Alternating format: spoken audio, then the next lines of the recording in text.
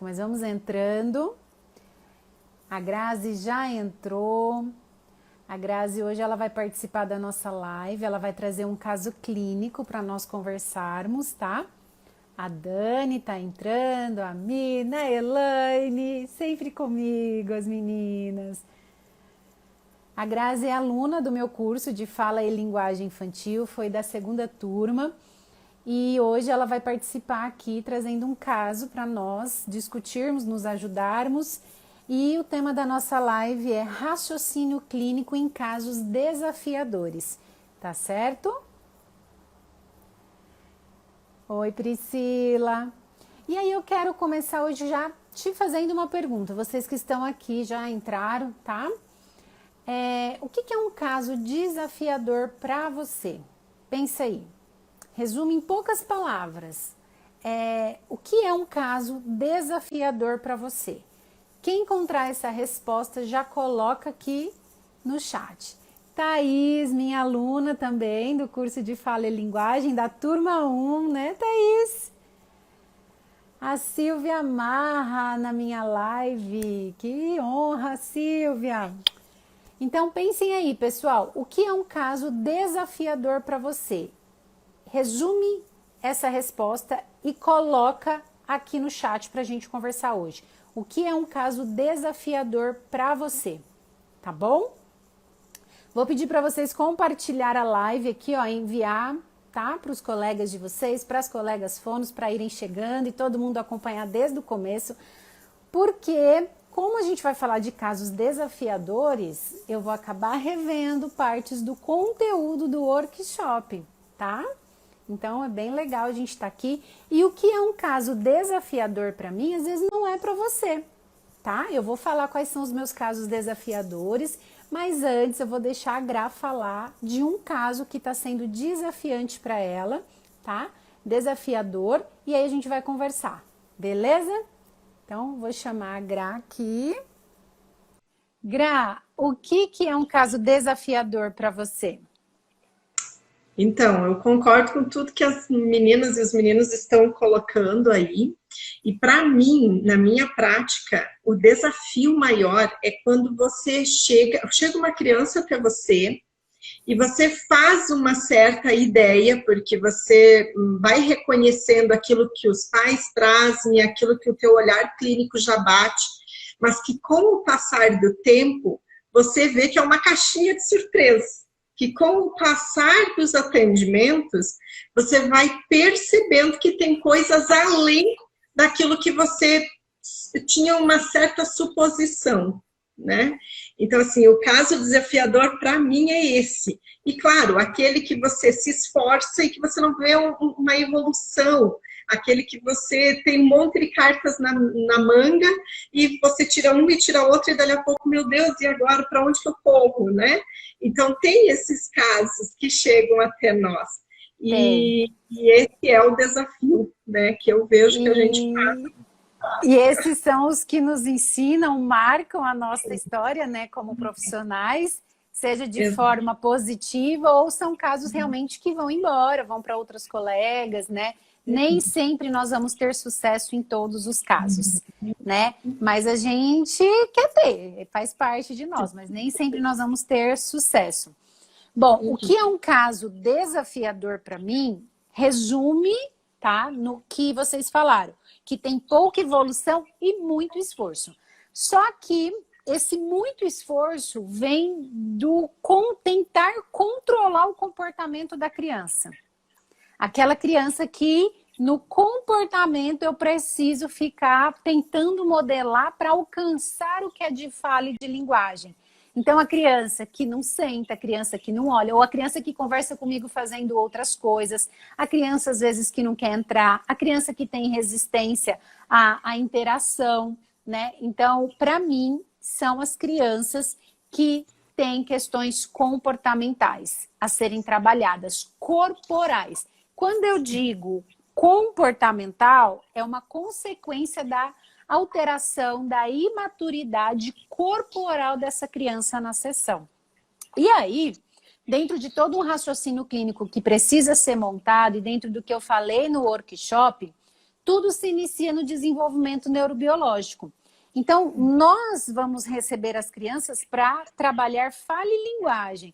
E essa criança ainda tem questões muito imaturas corporais. Então, para mim, são casos mais difíceis, porque primeiro eu preciso conscientizar os pais do caminho que nós temos que percorrer, que já não é de fato só fala e linguagem, que às vezes eu vou precisar de outros profissionais me ajudando, porque nós não somos especialistas, né, nessa área corporal. Os pais vão precisar procurar outras questões na rotina para nos ajudar e vamos trabalhar muito, muito corporal dessa criança. E explicar aos pais qual é a relação do corporal com a fala e a linguagem.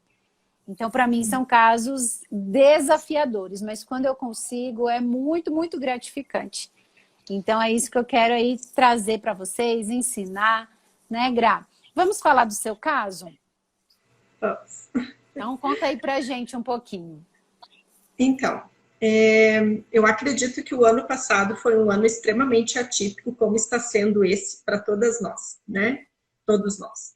E o ano passado eu tive um paciente que iniciou comigo no começo do ano, um menino de 4 anos e 6 meses hoje.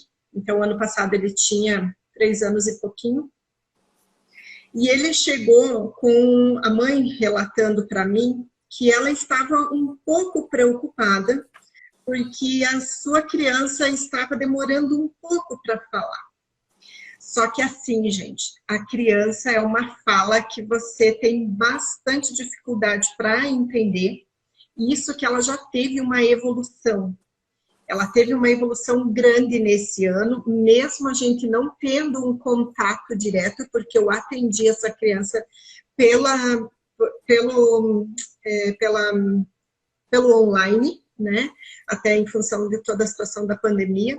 Só que era uma mãe muito participativa, então ela pegou junto. Por isso que eu vejo da importância da família estar junto, né? E interessante, Lari, que antes de eu conhecer o teu método, antes de fazer o curso, eu era muito resistente a essa questão do pai, da mãe dentro da sala de terapia. E depois, fazendo o curso e vendo a forma como você conduz, a forma como você nos ensina, o ano passado eu queria muito aprender presencial para me impor os pais em terapia. É outra coisa. A gente vê assim, ó, eles entendem mais o nosso trabalho, eles nos valorizam mais e eles veem a melhora da criança deles de uma semana para outra. É uma coisa assim que você, nossa, por mais que você no final de terapia, você tire em 5 minutinhos, que era o que eu fazia, para repassar para o pai, para a mãe, o que eles precisavam fazer, quando eles estão juntos, eles estão vendo você fazer, então é muito mais fácil para eles, né? E Gra, fazendo um adentro quanto a isso, né, dos casos desafiadores, casos que são desafiadores para mim, eu falo claramente para os pais. Principalmente quando de uma semana para outra eu falo assim, gente, não está dando nada certo do que eu estou fazendo. Eu não estou no caminho certo, eu estou comendo bola com essa criança. Eu mudo todo o meu planejamento e sabe o que eu faço?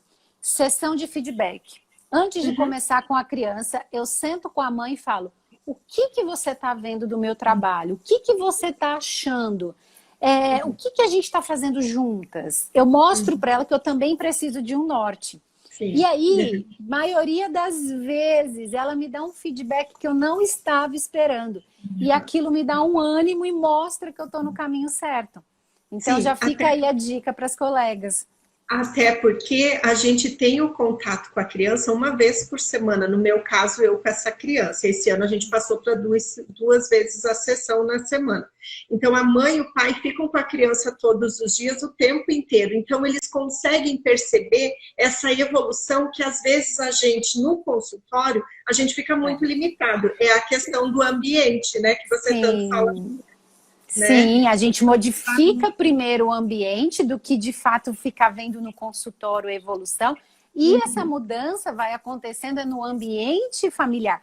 E com a gente é só a parte difícil. Né? E, então, esses casos desafiadores que exigem de nós muito esforço e a gente não vê tanta evolução, eu sempre estou fazendo sessão de feedback com os pais. Mas vamos lá, e aí me conta mais, tô gostando. Então, e daí, assim, ó, esse meu paciente, vamos chamar ele de Luizinho. Não é o Luizinho, mas vamos chamar de Luizinho, tá? Sim, sim. O Luizinho, então, a mãe chegou com essa queixa, com esse relato. Meu filho está demorando para falar. Só que é uma fala que quando eu peguei a criança, quando eu comecei essa avaliação com ele, eu me assustei, porque todas as palavras dele, o final, ele não coloca outra vogal senão o i. Então, a maçane, sabe? Tudo ele leva para o i. E ele dificulta mais as palavras. Não tem uma palavra assim formada que você, opa, ele formou uma frase. Então, assim, trabalhei muito com a mãe e a mãe trabalhava com a criança e ela me passava vídeos durante a semana para mim acompanhar o que ela estava fazendo até para ver se estava fazendo certo. E foi assim algo que me surpreendeu muito a maneira como ela conduziu. Nesse meio tempo, eu encaminhei o paciente para avaliação audiológica, pedi bera, pedi imitanciometria, tudo normal, parte auditiva, tudo certinho, né? Encaminhei também para uma psicóloga para ver, né, essa questão comportamental, até porque ele é uma criança, como você relatou. Fica 2 minutos sentado, dali a pouco ele já levanta, você entrega alguma coisa para ele, ele já se dispersa. Então, Torna mais difícil ainda nosso trabalho. E daí eu pedi uma avaliação psicológica, a psicóloga fez uma avaliação no método Denver, né? No método ela me relatou que, segundo a avaliação dela, é um transtorno na comunicação, onde ele tem um atraso na elaboração de frases, onde a criatividade dele é limitada, e ela é realmente. Só que no começo, tá? Agora, né, tanto é que eu mandei um vídeo para a Lari, e ele já conta histórias. Ele pega um livro e, da maneira dele, ele relata aquela história. Né? Ele vê ali a baleia com a baleiazinha e ele já expressa um sentimento. Ai, que bonitinho aquilo ali, né? Ô, Gra, quando fala assim, nessa imaginação, seria em contar histórias, em imaginar, ou é uma criança que não associa o que é imaginação com o real? Me explica um pouco mais essa parte da imaginação que eu não entendi. Então, a imaginação dele, ele tinha essa dificuldade de separar o que era imaginário do que era real. Então ele vivia mais no mundo da imaginação, não é? Mais no mundo da imaginação, exato. Agora ele já separa uma coisa da outra. Ele já isso fazia ele ter uma dificuldade de causa-consequência, né? De causa e consequência, exatamente. Então, assim, e hoje ele já evoluiu, a gente já viu uma excelente melhora, tanto é que a mãe chegou para mim no final do ano passado, e eu faço isso que tu faz, a cada tempo eu faço um feedback com os pais para saber como que eles estão vendo, né?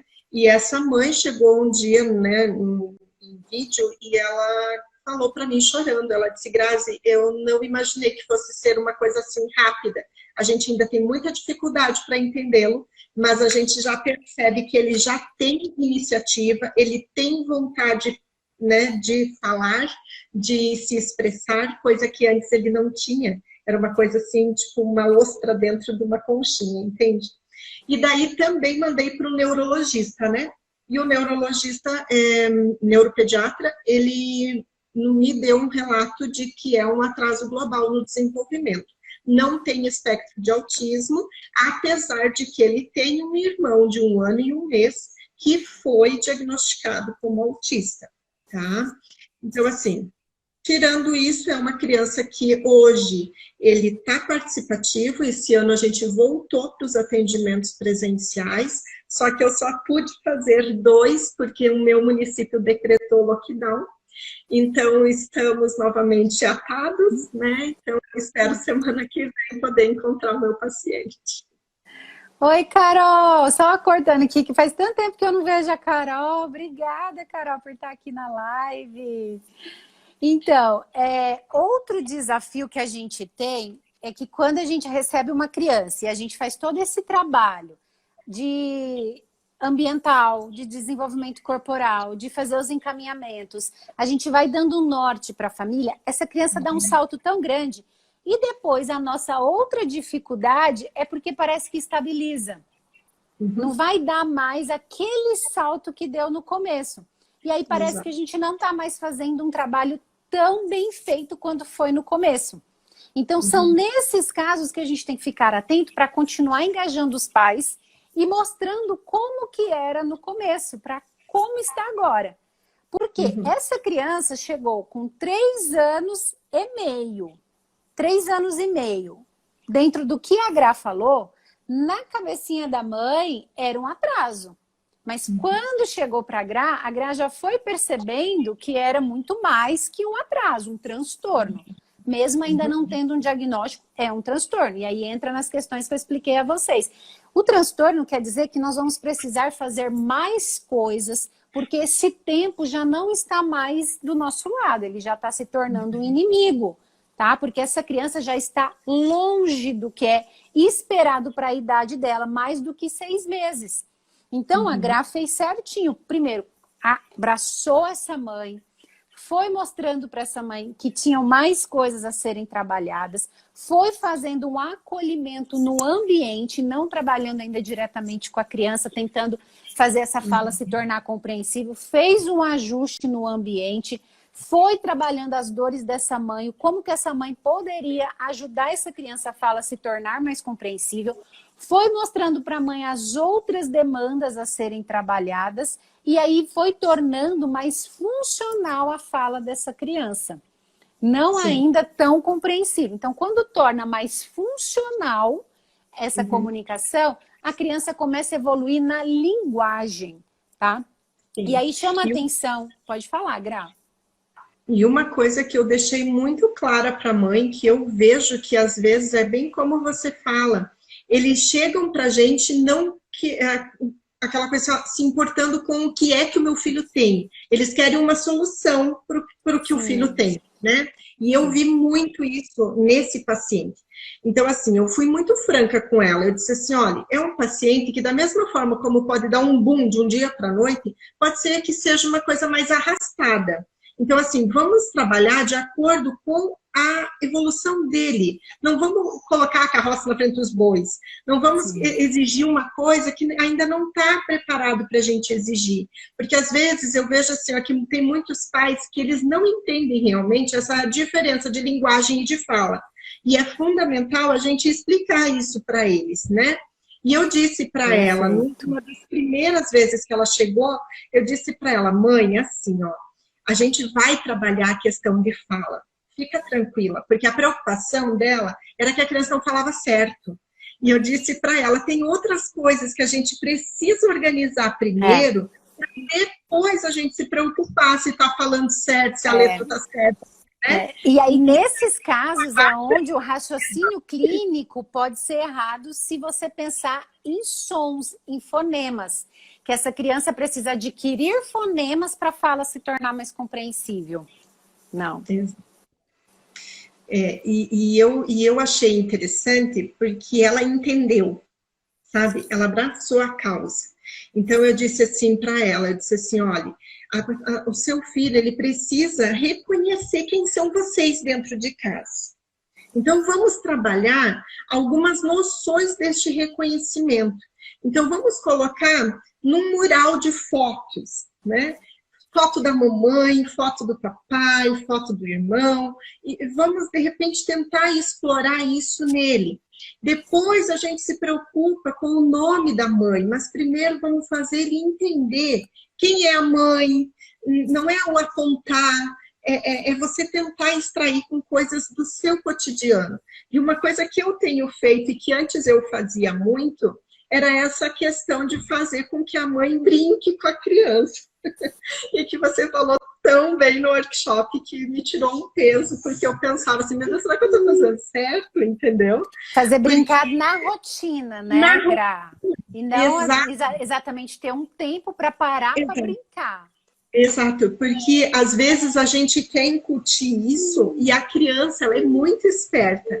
e ela vai perceber que você está fazendo algo para, digamos, testá-la, para de repente fazer algo com que ela, poxa vida, mas a minha mãe está me testando, não de repente verbalizando, mas elas entendem aqui dentro, né? E eu achei assim que foi fundamental. Essa mãe foi um trabalho incrível, tanto ela como o pai e os irmãos, eles abraçaram a causa, ele tem um irmão um pouquinho mais velho. Então, assim, ó, que ele fazia, daí ele perguntava para ela se ele estava fazendo certo. Daí eu disse para ela um dia, eu disse, olha, diga para ele que não é questão de fazer, ele não tem que se preocupar se está fazendo certo ou errado, ele tem que fazer. Você tem que elogiar. A criança, ela sente essa necessidade de se sentir reconhecida, de que ela está tendo um esforço, de que ela está fazendo certo, né? E aí, Gra, pensando nesse raciocínio clínico, né? Você trabalhou primeiro o ambiente, a função dessa mãe na troca de linguagem com essa criança, dela ser um interlocutor privilegiado e não você. Você deu essa função para a mãe, você mostrou como essa mãe poderia ser a interlocutora privilegiada que vai pegar essa linguagem e vai ajudar a criança a tê-la, né? E aí, com isso, vocês foram na rotina desenvolvendo as habilidades cognitivas dessa criança.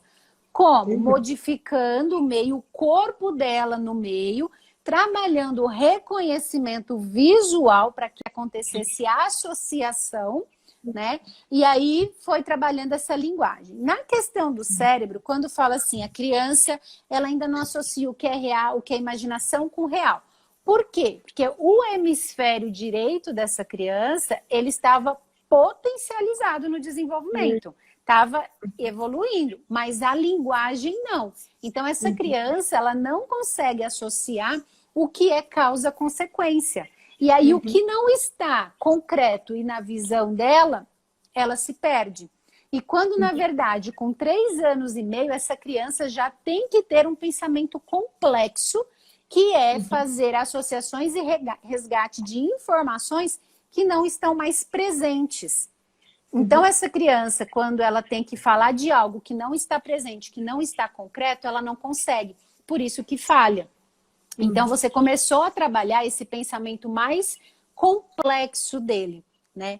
E aí, hoje, com 4 anos e meio, não vamos pensar agora no cenário da pandemia, essas questões, porque isso está fora da gente, né? Mas como fono hoje, o que você acha que está precisando, que falta? Qual é a maior dificuldade do Luizinho, né? De 3 anos e meio para hoje, 4 anos e meio. Qual está sendo a sua dificuldade para que você consiga de novo dar um salto com ele? Então, uma coisa que eu vejo é que eu vejo assim, ó, como eu tenho esse contato, foi fundamental esse contato com a mãe, né? A mãe, ela tá vendo a evolução e ela se sente muito culpada pela questão de ter entrado tardiamente na nossa, na procura da forma, entende? Então, assim, ó, eu quero 2 vezes na semana, eu quero fazer, eu quero que você me oriente, eu quero que você me diga, porque ela diz que ela não quer mais perder tempo, sabe? Então, assim, eu vejo que a maior dificuldade hoje, para mim, está sendo trabalhar essa, digamos, baixar essa ansiedade dessa mãe, entendeu? Para mim poder chegar na criança de uma outra maneira mais assertiva.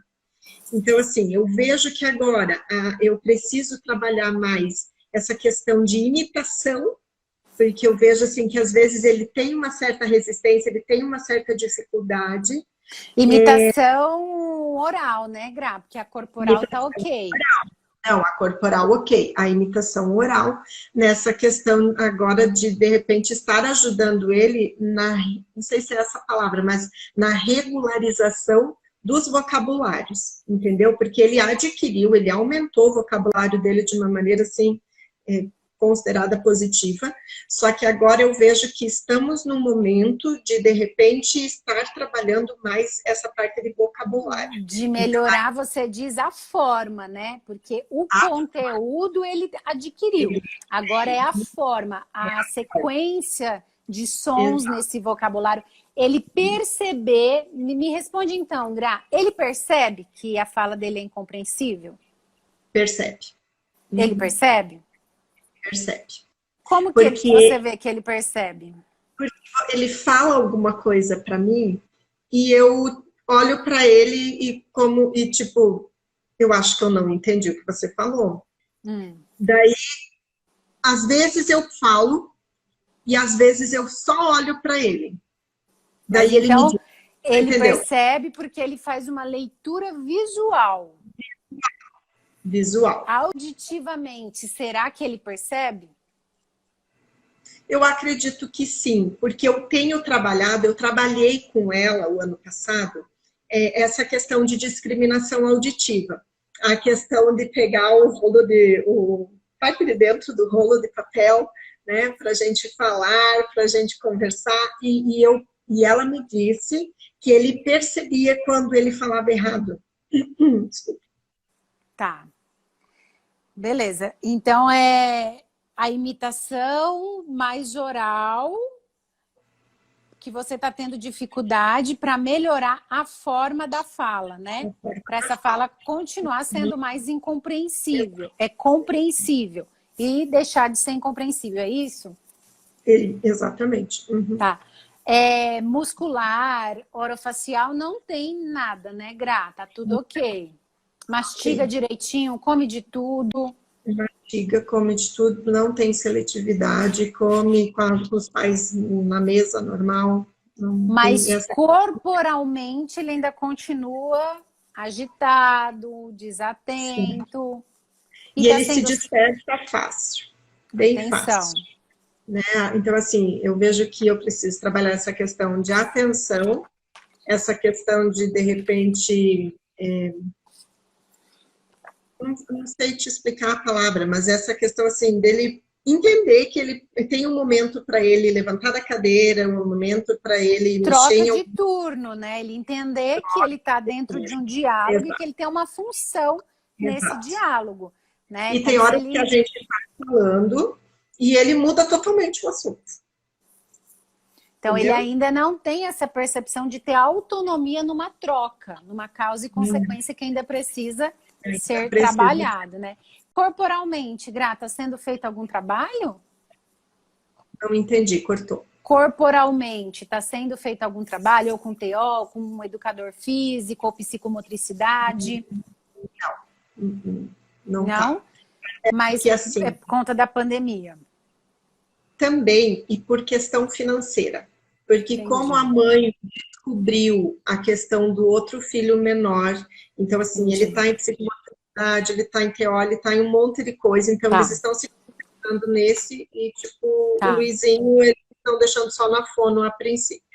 Perfeito. Então, Gra, eu não sei se você acompanhou o workshop, mas você é aluna do meu curso, tá lá as aulas para você rever. E aí eu quero que nesse caso do Luizinho, você faça o esquema da árvore, tá? Eu vou desenhar aqui depois para mostrar para vocês. Mas que você pense no Luizinho como uma árvore, mas no Luizinho hoje, tá? Na questão da raiz, do desenvolvimento aí corporal dele, tá? Corporal. De 0 a 10, você dá uma nota para isso. De 0 a 10. 10, muito bom. 0, ruim.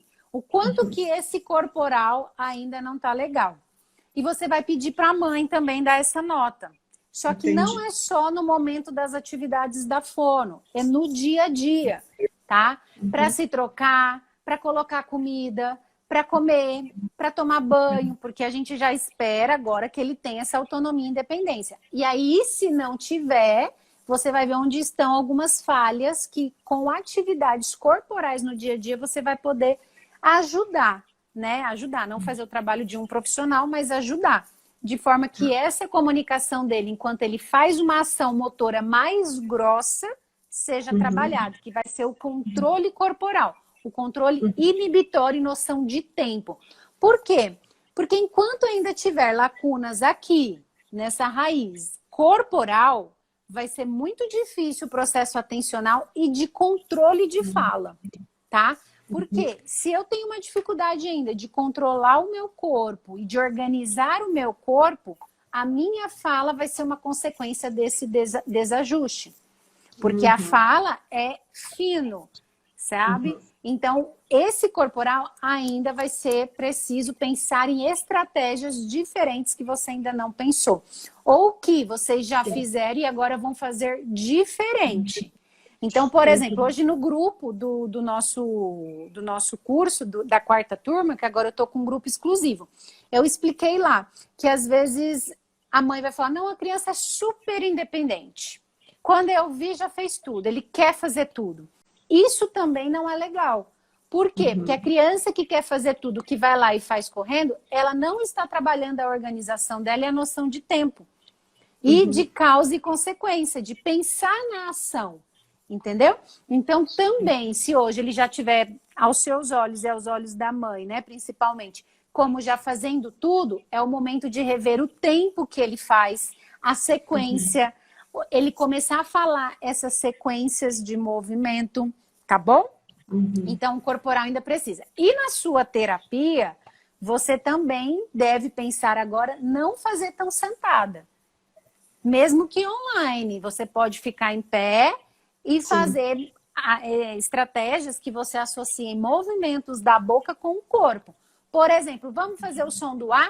Ah! Vamos abrir a perna também. Eu queria fazer aqui agora, mas não dá. Ah! Então agora como vai ser o Então associar braço com boca. Vamos ver como ele se sai. E aí, com isso também, você vai trabalhando noção de tempo. Tá? De prolongamento ou de encurtamento, porque a fala também é isso. Tem momentos que eu tenho que prolongar, principalmente na prosódia, e tem momentos que eu tenho que pausar. Vão ter palavras que vão ser maiores e vão ter palavras que vão ser mais curtas. Então, você vai associar o corpo com o som. Não pense ainda em palavra. Pense em sons, tá? Não fonemas, em sons, tá? Então, você vai com vogais, você vai pensar nos sons que já são fáceis para ele. Então, se ele já faz muito bem o som do ba, certo? Ba! Então, ba é assim, não é? Porque a gente não fez o a assim? A, que é o movimento da minha boca. A, então, ba! Isso. E agora? Bu! Ó, mudou. Bu! Então, ba, bu, ba, bu. Entendeu? Então, não é necessariamente agora precisa ter vocabulário, certo? Porque não adianta essa criança começar a adquirir vocabulário e essa forma não melhorar. Só que essa forma não depende ainda só de fonemas, depende de uma questão motora de fala. Só que essa parte motora de fala, não vamos pensar ainda em apraxia. Claro que você já pode fazer um checklist, tá? E ver todos os riscos e parâmetros de alteração de fala. Aí você pode ver esse livro, eu uso o checklist desse livro, tá? Mas já vamos pensar na solução. Como eu disse no workshop para os meus alunos, a gente não precisa ficar pensando no que a criança tem, a gente precisa pensar no que a criança precisa. E a gente começar a dar. Então, você já pode pensar nessas questões que ele precisa, começar a mexer melhor essa boca para melhorar a forma. E te imitar. Então, é muito mais fácil ele imitar sons malucos, que você está brincando com o corpo, do que falar o nome de alguma coisa porque você está pedindo, ok? Então, você vai fazer isso. Aí, você está trabalhando nessas estratégias na raiz. Aí, nós vamos para o tronco. Como eu disse, tá? Como eu disse, pessoal, esse aqui é o livro, Como Tratar a Apraxia de Fala na Infância, tá bom? Então, aí a gente vai para o tronco. Dentro do tronco, a gente vai pensar nas habilidades responsáveis pelo tronco encefálico, certo? No processamento auditivo dessa criança que está se desenvolvendo, vão ser quais habilidades? Atenção e localização. Interação também. Essas vias auditivas precisam trabalhar juntas. Só que elas só vão trabalhar juntas se esse corporal ficar regulado. Então, tem coisas que não dependem só da gente. Depende do neurodesenvolvimento, neurobiológico, amadurecimento corporal dessa criança. Mas, atenção e localização você pode estimular. tá? Que estão dentro do desenvolvimento do processamento auditivo, ok? E aí, eu te perguntei, ele percebe, certo? Aí você disse, percebe. Então, você tem que fazer mais provas para ele perceber. E aí, você vai dificultar essa percepção também. Porque quando eu percebo algo diante de outros estímulos, a minha atenção seletiva tá ok. E a sustentação da minha atenção tá ok. Então, quando você faz assim, quando você... Não é uma atenção auditiva, você está trabalhando a atenção visual. E provavelmente o visual dele tá maravilhoso. Ele tá até, talvez, suprindo essa dificuldade auditiva pelo visual.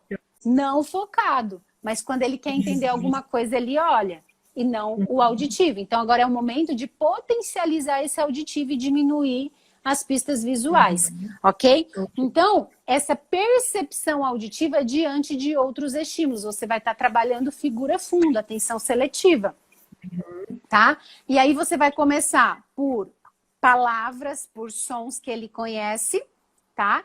E aí você vai trabalhar ainda bem diferente um do outro, para ele principalmente localizar e depois direcionar o foco, que aí vem a hierarquia do desenvolvimento do processamento auditivo, que dentro do nosso curso nós vamos ter uma aula só para falar sobre o desenvolvimento do processamento auditivo na fala e na linguagem, tá bom? Então depois aí vai te mandar por e-mail, minha equipe, tudo. Mas já dá para você pensar com as aulas do Workshop 1, que estão dentro do curso, tá? Dentro do Workshop 1 eu falei, então dá para você entender essa hierarquia e pensar na estratégia. Porque você precisa pensar na facilitação. Por exemplo, se você agora for trabalhar com essa criança discriminação fonêmica, vai ser muito difícil, porque toda essa base ainda precisa ser trabalhada na hierarquia de habilidades para ele desenvolver. Então, atenção auditiva, localização auditiva. Como que você pode fazer isso? Você consegue pensar em alguma coisa, Gra, agora?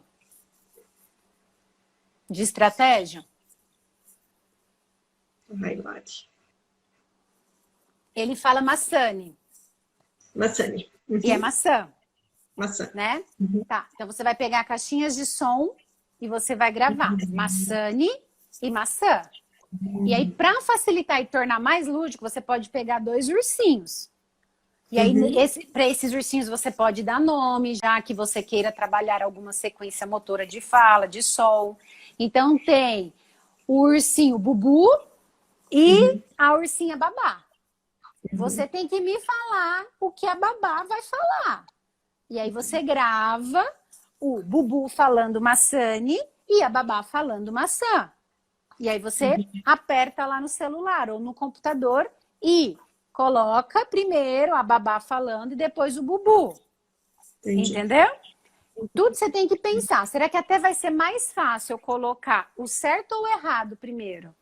Então você tem que ir quebrando as partes, entendeu? Entendi. E aí então ele tem que falar, foi a Babá que falou maçã.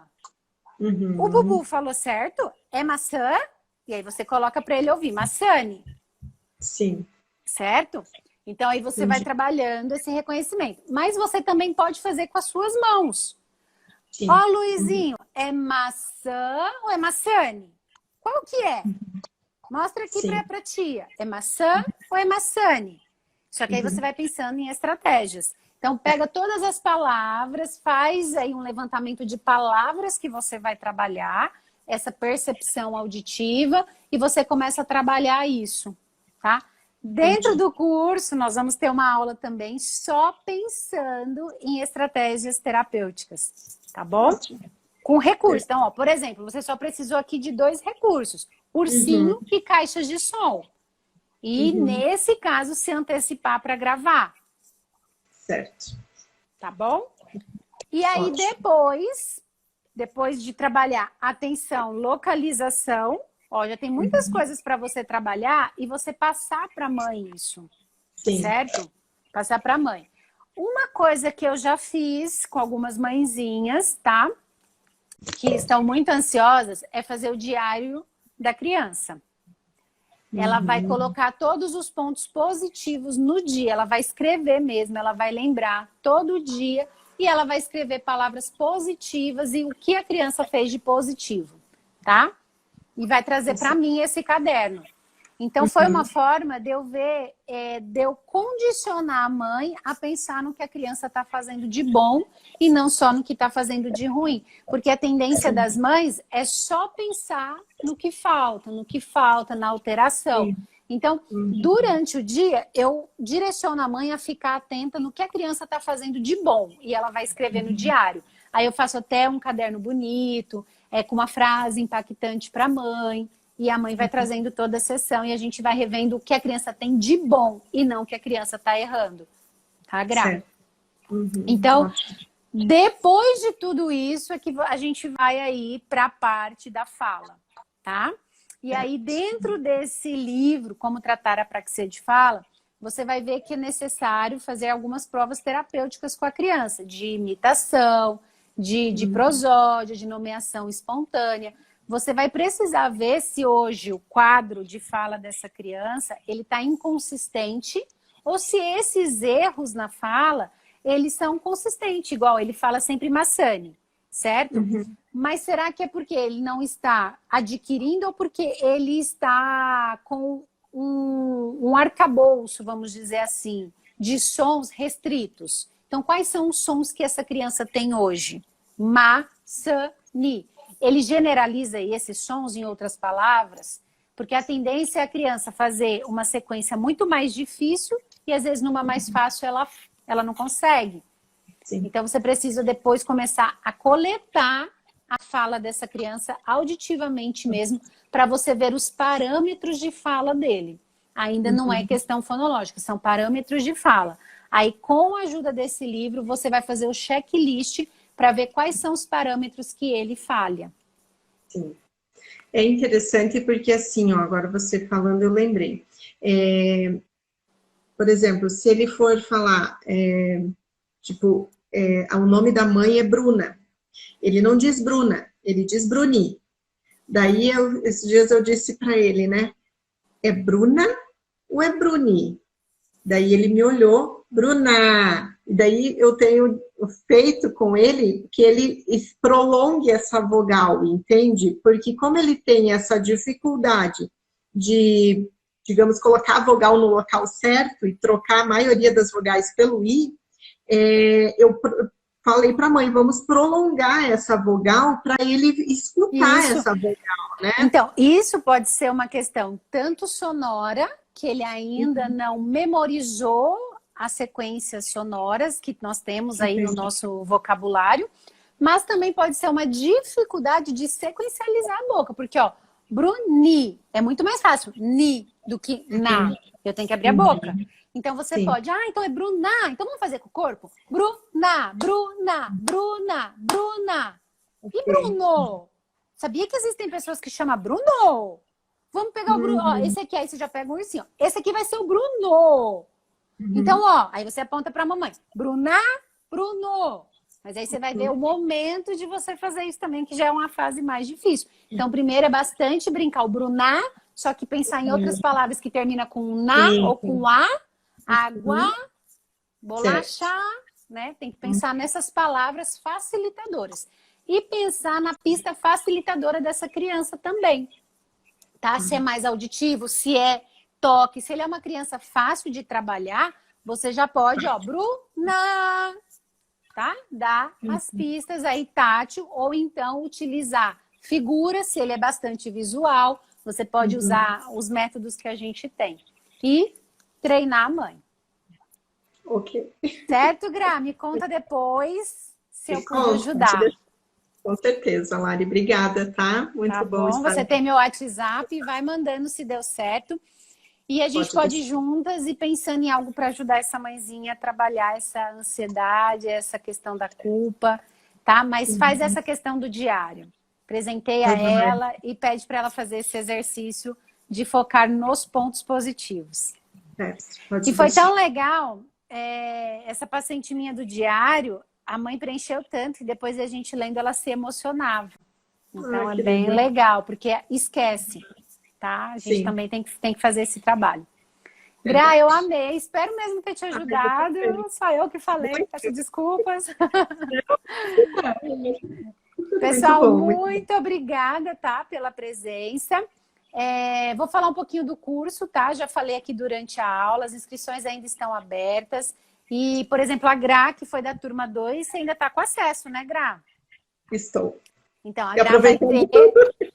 Ah, obrigada. E ó, tá vindo coisa nova. Então, vai ter essa aula do desenvolvimento do processamento auditivo, a aula de ideias para terapias, tá bom?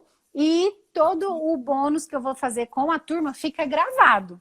Então, todo mundo tem acesso, os alunos que ainda foram das outras turmas e que têm acesso, tá bom?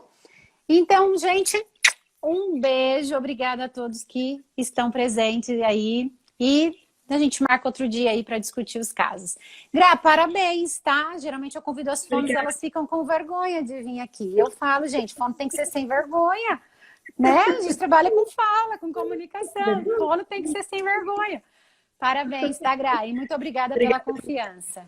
Parabéns você pela excelente profissional que você é, que nos ajuda tanto. Obrigada. Obrigada. Viu? Vamos juntas. Um Vamos beijo. junto. Tchau.